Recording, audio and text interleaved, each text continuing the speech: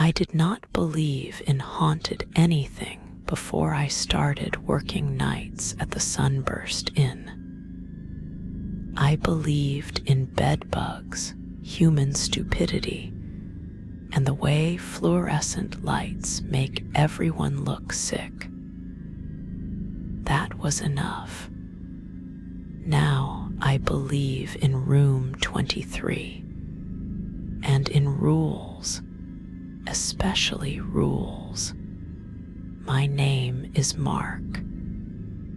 I'm 34, divorced, and the only reason I took the night manager job at a highway motel was because I thought it would be quiet enough to study. I was wrong, but not for the reasons I expected. The Sunburst Inn sits just off exit 191 on I-95. The kind of place you only end up if your GPS dies or you're too tired to push on to a real town. 1 story, 24 rooms in an L shape around a cracked pool that hasn't had water in it since 2012. Faded sign out front with a peeling sun painted on it. Free WIFI weekly rates, pet friendly. The owner, Raj, walked me through the job on a Tuesday afternoon. He's mid-50s, thick glasses, and the tired look of someone who learned English working 14-hour days behind motel desks.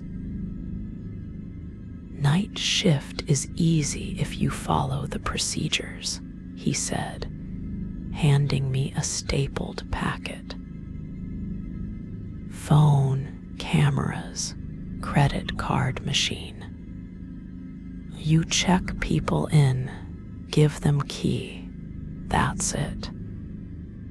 At the top it said, then there was a section with a bold heading, Room 23 Protocol Night Shift, effective 2009, revised 2017.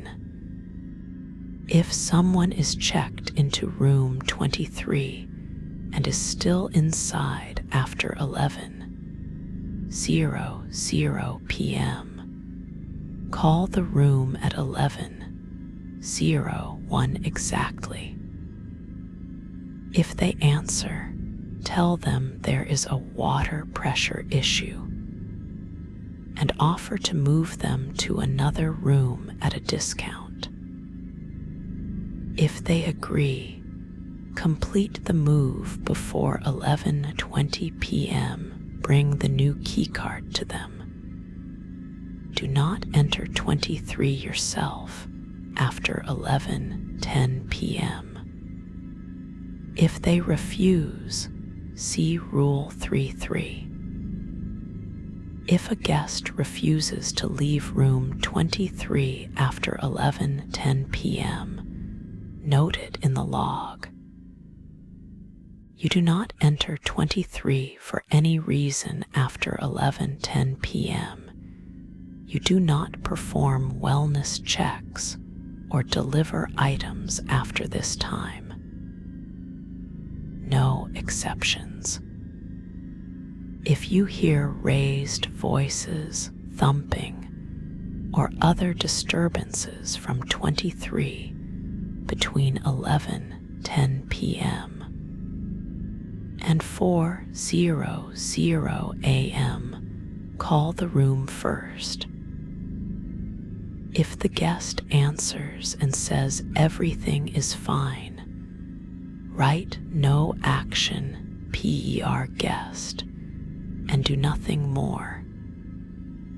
If the guest does not answer and there are no other complaints from neighboring rooms, do nothing. Do not physically approach 23. If a neighboring room complains about noise from 23 after 11:10 p.m., offer to move that guest to another room further away. Do not say you will check on 23. You will not. 4. If the light under the door of room 23 is on after 3:15 a.m., do not look directly at it on the camera feed. If you notice it by accident, look away. Do not zoom in. 5. If anyone asks for room 23 by number after 9:00 p.m., tell them it is already taken. Do not attempt to move other reservations to accommodate them. Note time and description in the log. If they insist they always stay in 23, say we've changed our layouts since then, and offer another room. If they mention the mirror, end the conversation as quickly as possible. You may say, we've removed the mirror in that room for maintenance, and excuse yourself. 6. If the front desk phone rings between 3:33 a.m. and 3:36 a.m., and the caller ID shows room 23, do not answer. If you answer by mistake, hang up immediately. If the line does not disconnect when you hang up, leave the handset off the hook and step outside the office until the ringing stops. 7. Under no circumstances should you enter room 23 alone after dark.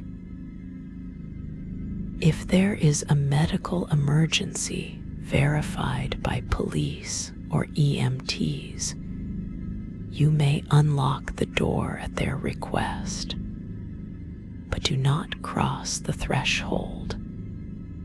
You may turn on the hall light and stand to the side. You are not paid enough to be a hero, so you cannot say nobody told you. I don't force you. Still better to be careful. Day manager Linda would give me the rundown at shift change. How many rooms occupied, any problem guests, any special instructions.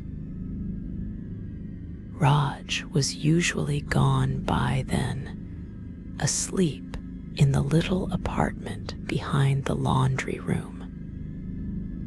The office was a shoebox behind a plexiglass window. It had the front desk computer, a landline phone, a little back counter with a coffee machine, a microwave, and a mini fridge. Behind that was the key wall, a corkboard, and an old CRT monitor showing the camera feeds, one pointed at the parking lot, one at the corridor between rooms 112, one for 1324, and one at the pool area. Room 23 was at the far end of the row, near the empty pool. My first night, I had 6 check-ins between 11:00 p.m. 1:00 a.m. Truckers, mostly bleary-eyed families, one couple already fighting. No one in 23. I checked the computer. The system had blocked it off with a note, ooze, until 4:16. Do not assign night, PER Raj. I poured another coffee, finished a practice set of exam questions, and watched the sun bleed gray into the horizon. Birds started up around 5:30. By the time Linda rolled in at 7:05 in her faded scrub top and leggings, my nerves had settled. How was it? She asked, punching in. Quiet, I said. Nobody in 23. Yeah, we try to keep it that way, she said. Don't worry. You get used to it. But there had been a wreck on the highway that shut down 2 lanes. And we got a sudden wave of, we just need a place to crash around 10:30 p.m. by 10:55. Every room was taken except 23 and 6. A middle-aged man with a mustache and a polo shirt came in, dragging a rolling suitcase. He had the squared-off shoulders of a salesman and a tired smile. Any rooms left? He asked. Everyone's full down the road. This guy would go down the highway, maybe sleep in his car, maybe wrap it around a tree. You got anything? He repeated. Yeah, I said, hating the word even as I said it. We have 1 room left, just for the night. Just need a bed and a shower, man. Any preference on room? I asked, giving myself one last out in case. He said ground floor near the office. Or I don't like corners. Park near your door. But the rule didn't say after 10 minutes or after an hour. I can move you to another room closer to the office if you'd like, at a discount. Just a short walk. I'll be right out, he said to whoever it was, then back into the phone. We're good, man. Thanks. I watched the camera for that hallway. It showed the line of doors, including 23 at the far end. No movement. At 11:20, nothing had happened. At 11:45, there was a thump from that direction. Then another, softer. No other guests called. No neighbor complaints. Rule 3. If you hear raised voices, thumping, or other disturbances from 23 between 11:10 p.m. and 4:00 a.m., call the room first. I dialed 23. Ring, ring, ring, voicemail. Our system doesn't have voicemail. It just rings and rings until someone picks up or I hang up. I listened for a second. The line was dead silent. Not even the faint static you get on an open line. It sounded like calling a phone with no wires attached behind it. I hung up. I did not walk down the hallway. I did not knock on the door. I sat there, staring at the camera, telling myself what every corporate training video tells you. You are not required to put yourself at risk. Your safety is the priority. I wrote in the log, 12:12 a.m., laughter audible near 23, no complaints, no action. At 2:55 a.m., the camera for that hallway glitched. It was just the one frame. 1 second it was normal, the next it tore sideways into static and weird diagonals of color, then snapped back. In that torn frame, room 23's door was open a crack. There was a mirror visible just inside, opposite the door.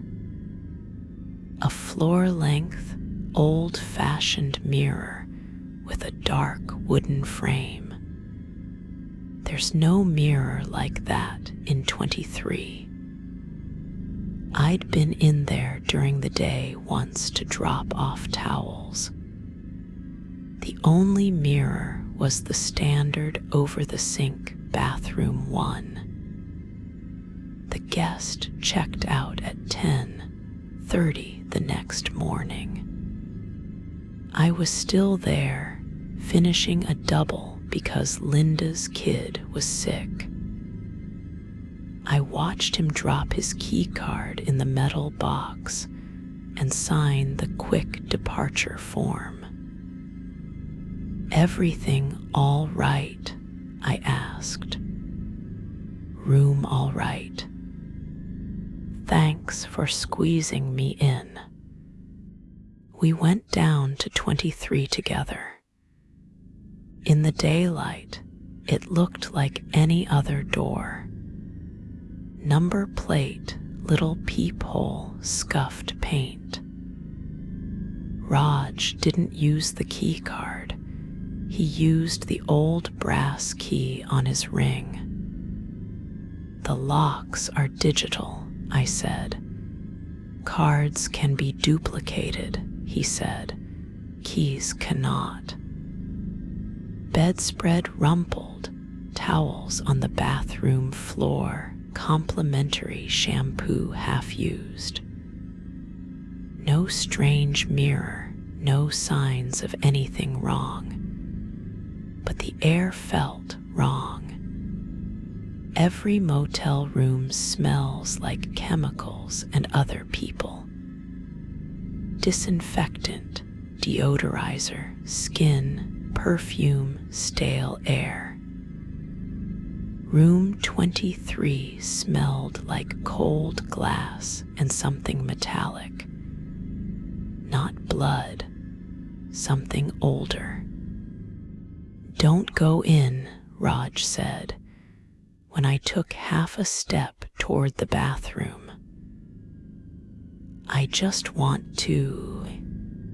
He closed the door, turned the deadbolt with the brass key, and hung the "Do Not Rent" sign on the handle. You are not responsible for what guests choose, he said, as we walked back to the office. You offer. If they refuse, you let it go. That is the rule.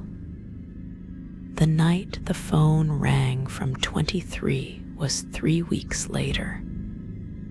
It was a Tuesday, dead slow. Half of the rooms empty. 23 blocked off. I'd stopped jumping at every noise by then.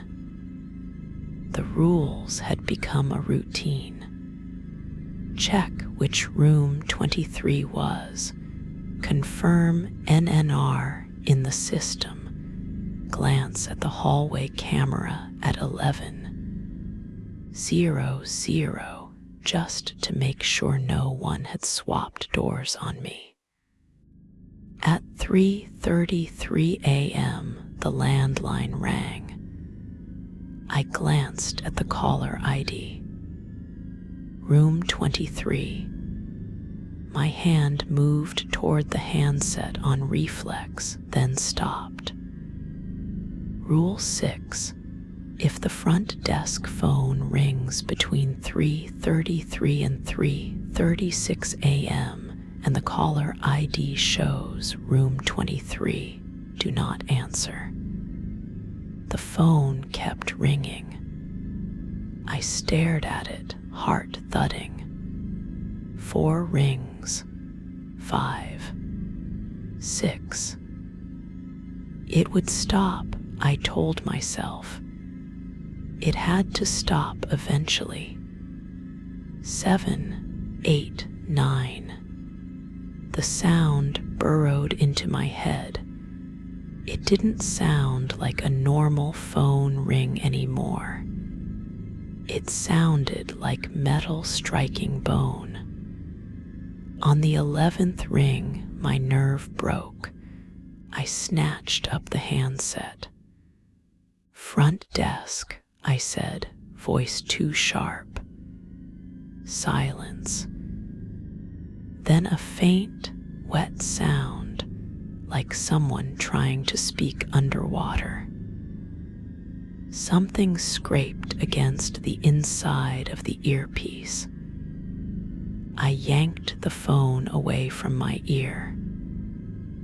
A thin, gray smear streaked across the plastic where I'd held it.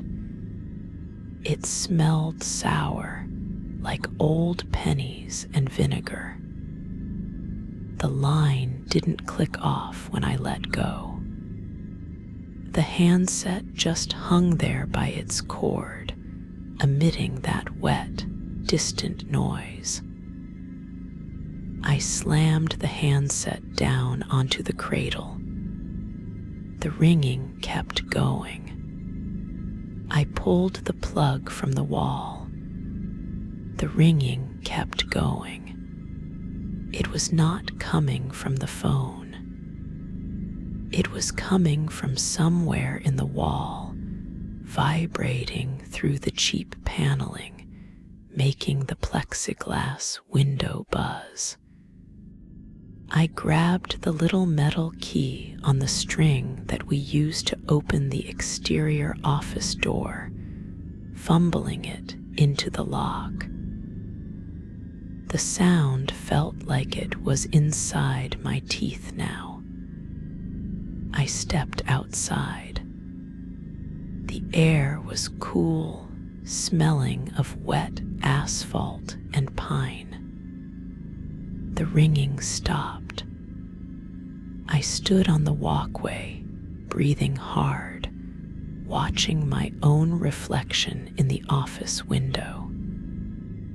The neon vacancy sign flickered just above my head, buzzing. The corridor camera showed room 23's door plain and closed. I stayed outside until 3:37, both because Rule 6 told me to, and because I knew if I went back in early, my hand might reach for that phone again, just to make sure it was really quiet. The next day, I told Raj I had accidentally answered a call from 23.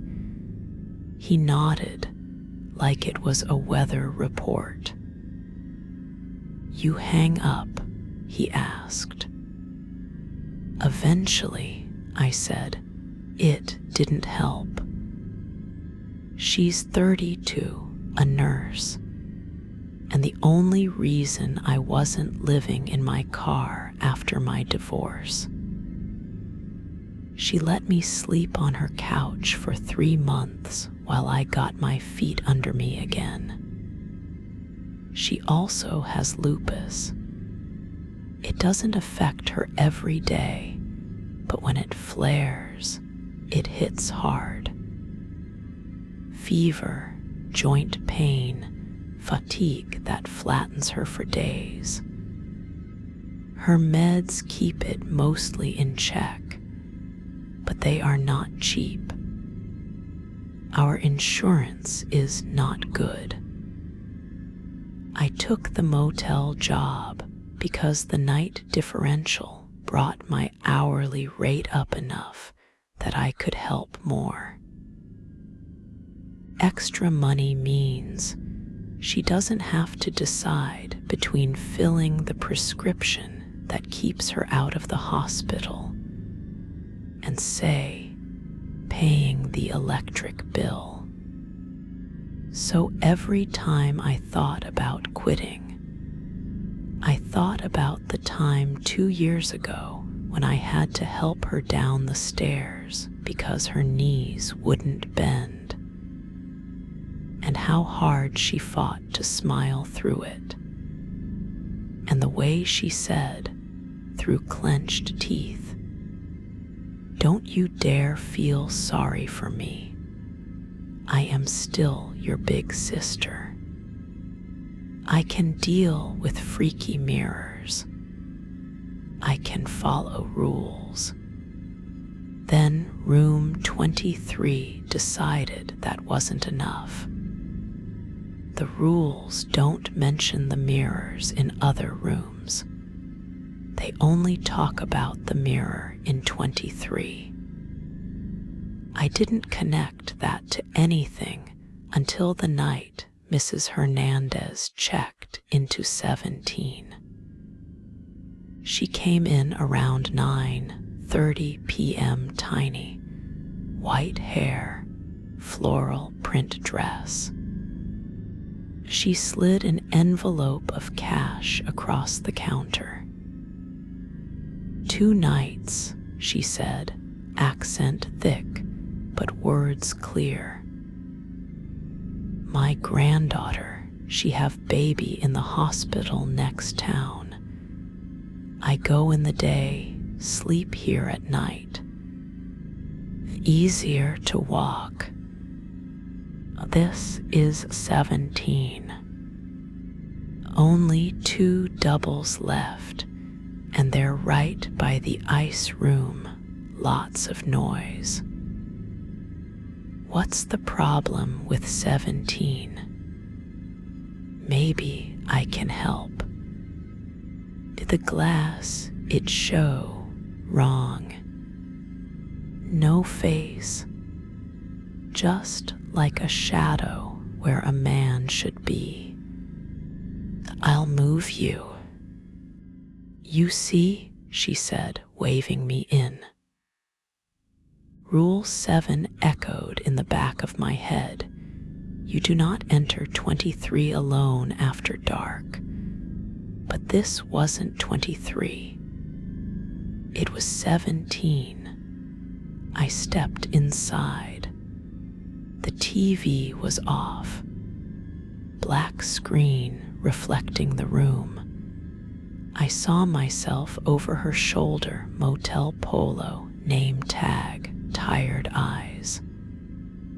I saw the bed, the curtains, the lamp. I did not see anything behind her. It looks okay now, I said carefully. He go away when I come to the window, she said. When I sit on bed, he come back. He stand in the bathroom doorway. Give me 5 minutes. I'll program another key. For a fraction of a second, the off screen flickered. My reflection shifted out of sync with my actual movement. Something tall and dark, with shoulders like a man in a suit, leaned half an inch out of the bathroom doorway, just enough to suggest limbs. No face. The TV popped back to plain black. I didn't blink until I was back at the desk. I moved her to 8. She slept there the next night with no issues. When she checked out, she left a note on the keycard envelope. "Thank you for listen." I taped it under the desk next to the rules. When I told Raj about it, his jaw clenched. "They do not like that we move people," he said. "They," I repeated. He shrugged. "Whatever is wrong with 23, it leaks," he said. "Like water. Some nights more, some nights less. We keep 23 closed now, so it does not flood everything. We keep that one shut so the others stay small. If a guest complains about someone in the mirror TV, not in 23, do not argue. Move them if possible. Do not look at the reflection yourself for longer than 1 second." He didn't make me sign again. He just pinned it up. It didn't help what happened next. The man who forced his way into 23 came in on a Friday. Not physically. He didn't break the door or anything. He forced it at the desk. You get a feel for problem guests pretty fast. The minute this guy walked in, I put him in that bucket. He was early 30s, beard, expensive-looking jacket, that slightly disheveled, I work in tech vibe. He tossed a black duffel onto the floor and leaned on the counter like the world owed him. "Hey," he said, "you the night guy? Rates are... It's empty. I don't care. Has anyone told you what happens in there?" he asked softly. "No," I said, "and I don't want to know. Everything they pretend isn't there. Just once." Raj answered on the second ring, his voice tinny through the little speaker. "Yes. You can have 12 or 14 at regular price. We do not give medicine. We give place to sleep. You want to sleep, we give room. You want therapy, you go somewhere else. You people have a portal or device or whatever, and you use it to scare high school kids on Reddit instead of doing anything meaningful with it. All you're doing is delaying it.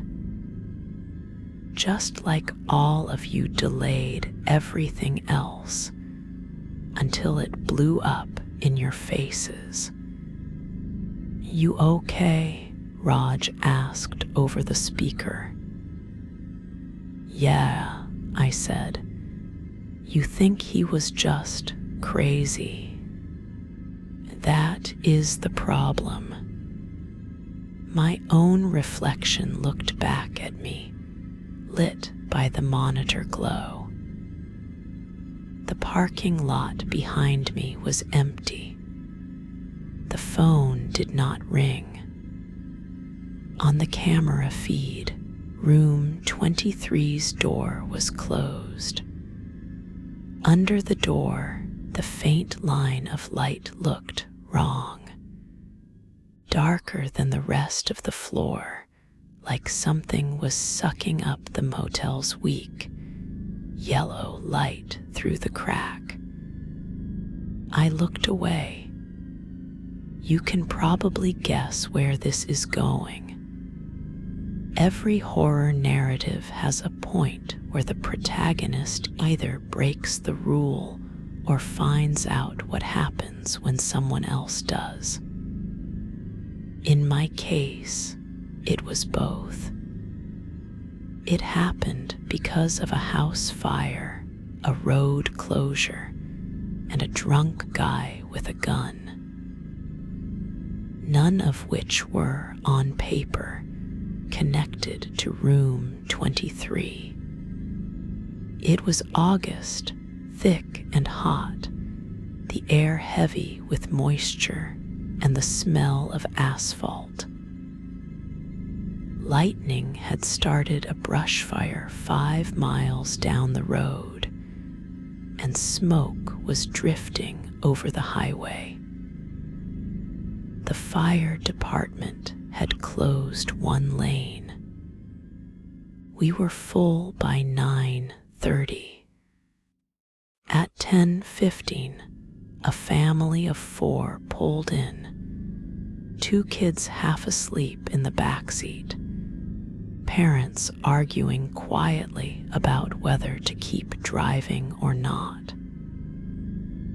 They ended up taking the last available room, 7. At 10:40, 2 sheriff's deputies came in asking if we'd seen a blue pickup with a broken taillight and God GUNS sticker on the bumper. Apparently, a guy had shot out a streetlight in town and driven off drunk. We hadn't. At 10:55, a car pulled in fast, cut across 2 parking spots, and stopped in front of the office. Blue pickup, broken taillight, bumper sticker. The driver staggered out. He was in his late 20s, ball cap, sleeveless shirt, the glazed look of someone 3 beers past common sense. He shoved the office door open and leaned on the counter, breathing hard. "You got any rooms?" he slurred. "No," I said, heart rate picking up. "We're full." "Looks like that one at the end's empty," he said, pointing. Room 23's light was off. No car in front of it. It always looked empty at night. "That room's out of service," I said. "Maintenance, sprinkler leak. Can't rent it.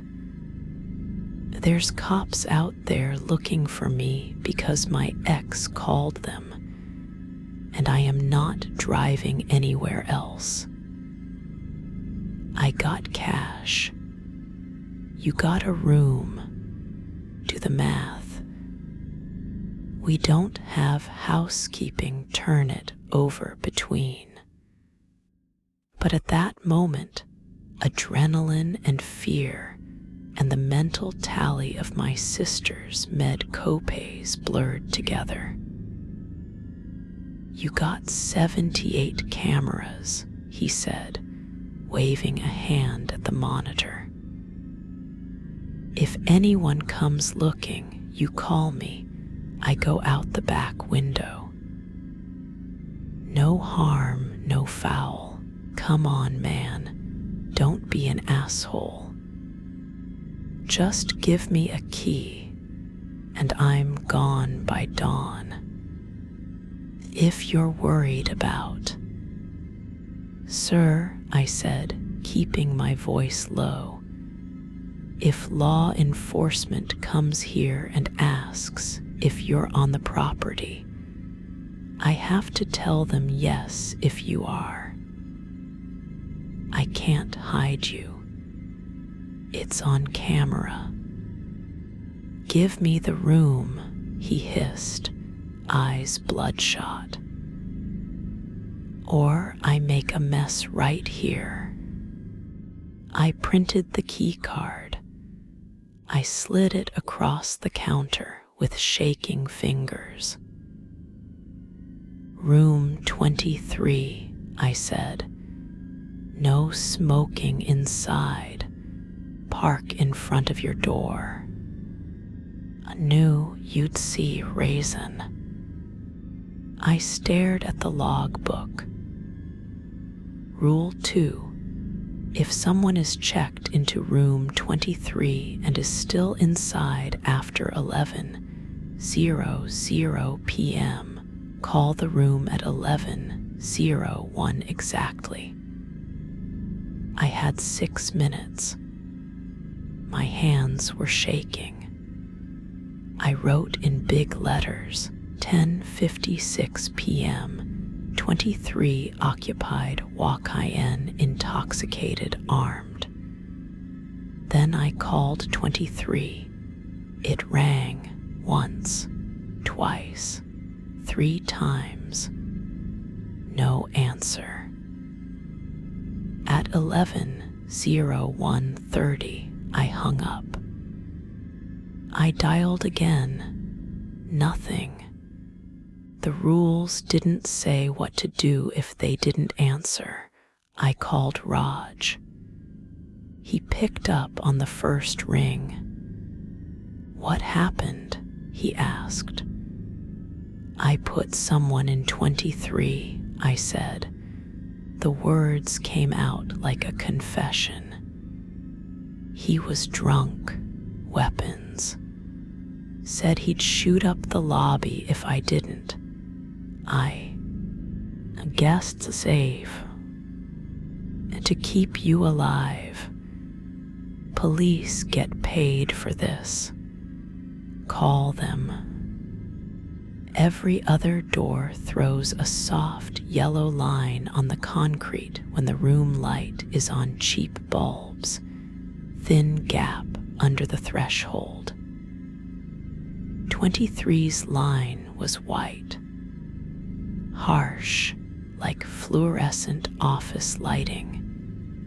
It hurt to look at it even on the grainy camera.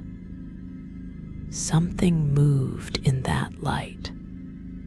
Not shadows. The opposite. Little holes of darker darkness, flickering in the bright strip like bugs in a fluorescent tube. I looked away. At 11:09, the sheriff's cruiser pulled into the lot. 2 deputies got out, hands resting on their holsters. They came into the office.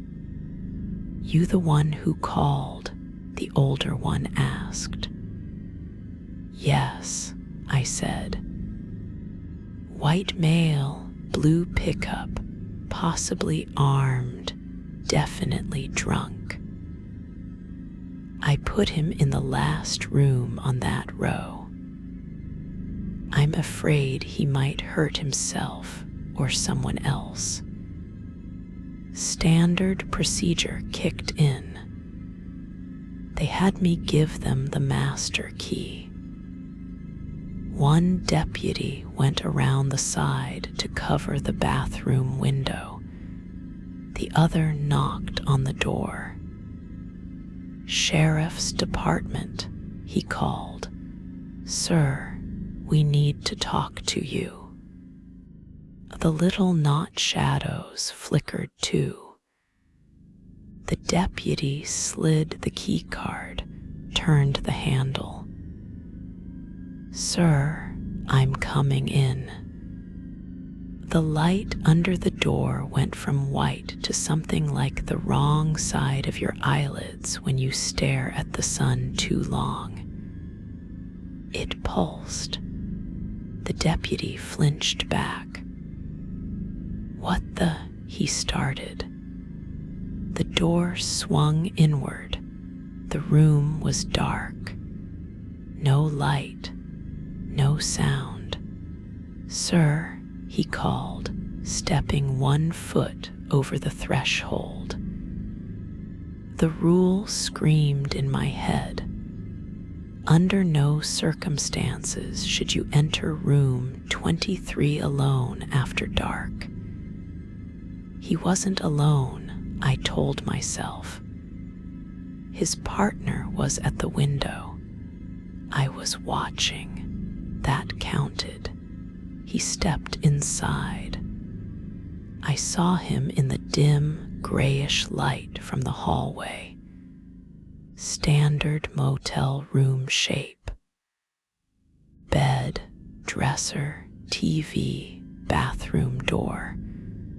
Nothing unusual. He vanished between one frame and the next. There was no dramatic effect. No flicker, no burst of light. 1 second he was there, the next he was. The hallway camera did not show him leaving. The window camera did not show him inside. I heard his partner swear outside. "Dan," he shouted, voice muffled through the wall. "You good?" The phone at the front desk rang. "Caller ID, room 23. It was 11:11 p.m. officially.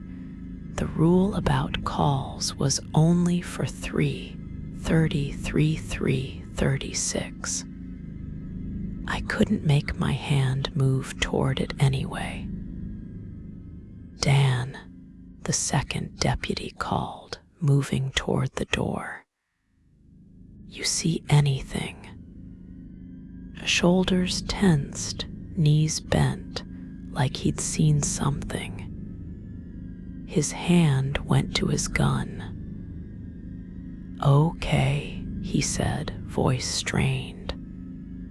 "That's not funny, man. Come out."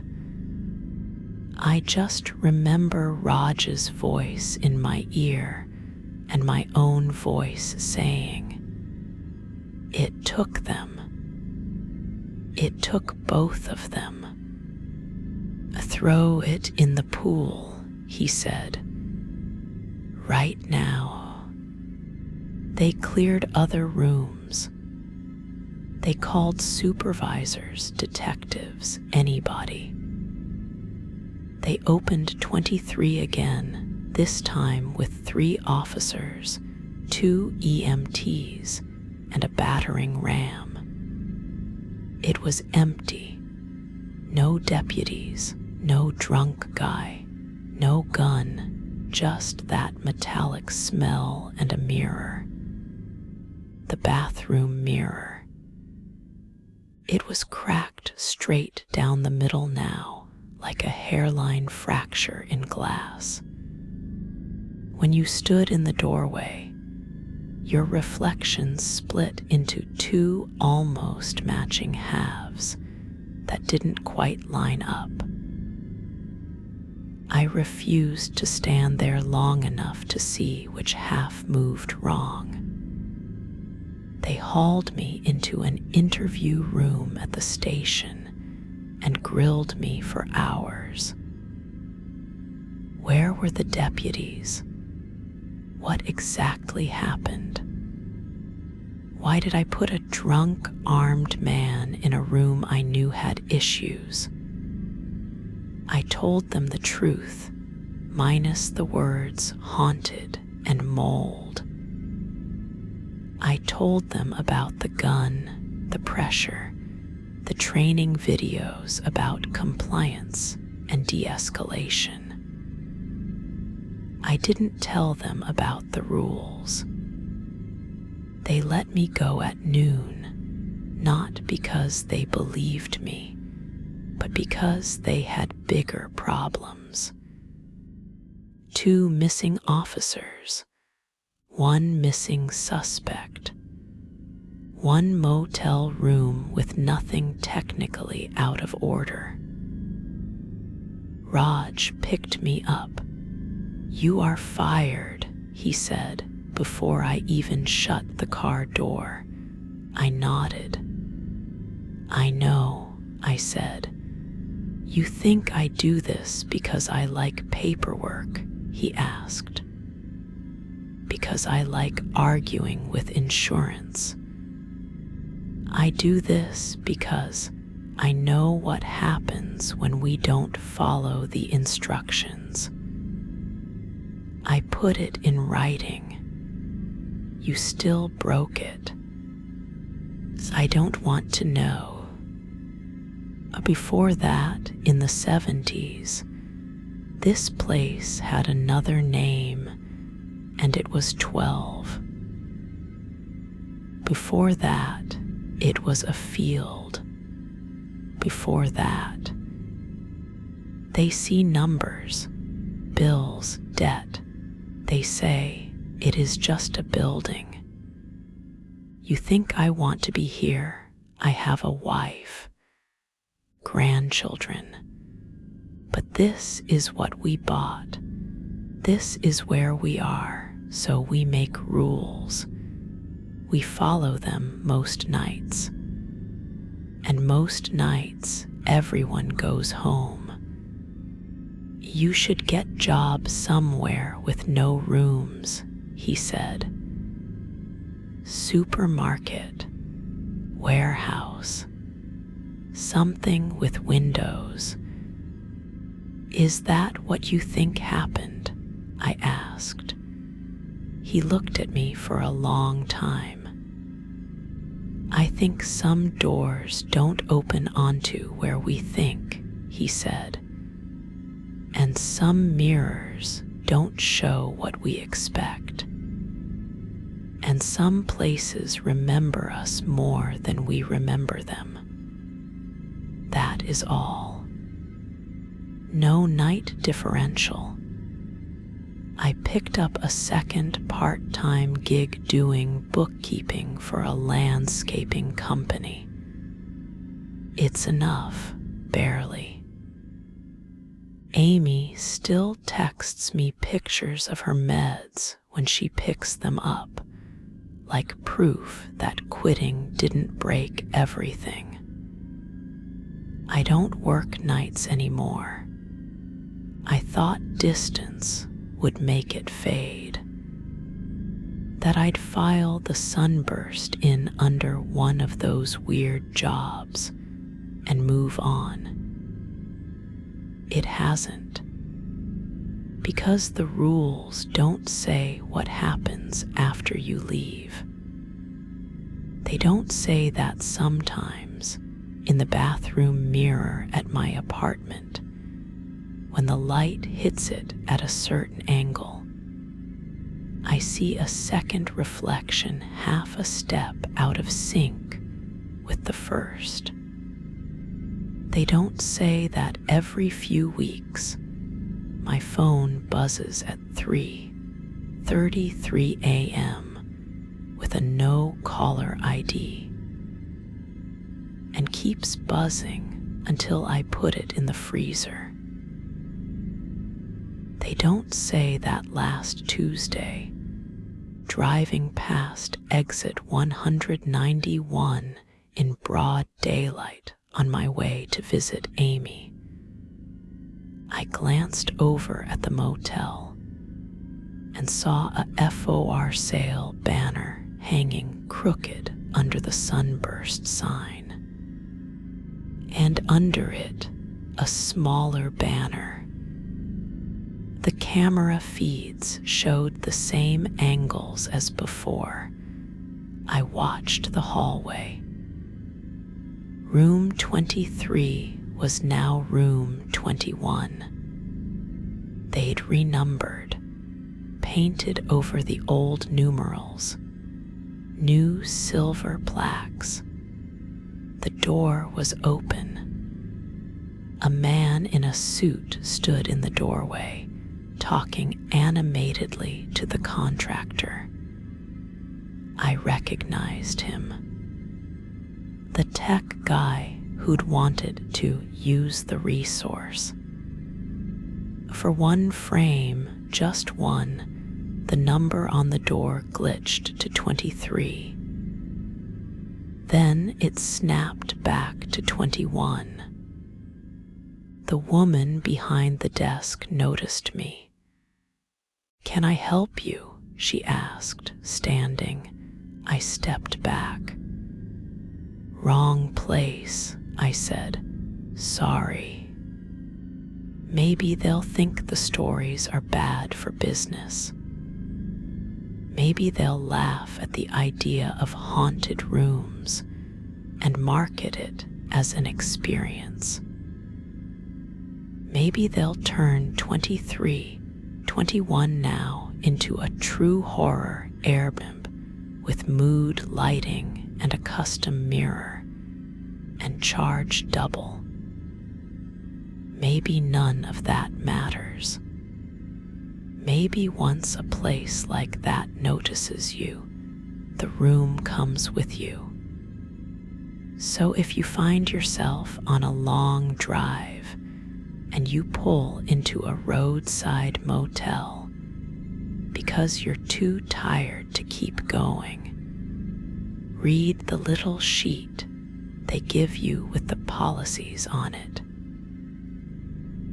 If there's a rule about a specific room, one you're not supposed to stay in, or one they insist on moving you out of for maintenance, don't argue.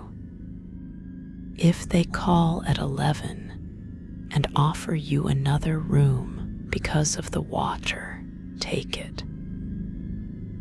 If they tell you not to answer the phone at 3:33 a.m., let it ring. If an old woman tells you there's someone behind her in the black of a turned-off TV, believe her, and don't look for yourself. If you ever see a mirror that seems a fraction of a second ahead of you, or behind you, or split like a crack in film, walk away. And if anyone, anywhere, ever insists that room 23 is fine, actually, and starts talking about how it's a portal that could show us who we really are, do not listen. Some doors stay closed for a reason. Some reflections aren't meant to be seen. And some rules aren't about control or liability or superstition. They're the only thin, shaky line between you and a place that has already decided what it wants to show you, whether you're ready or not.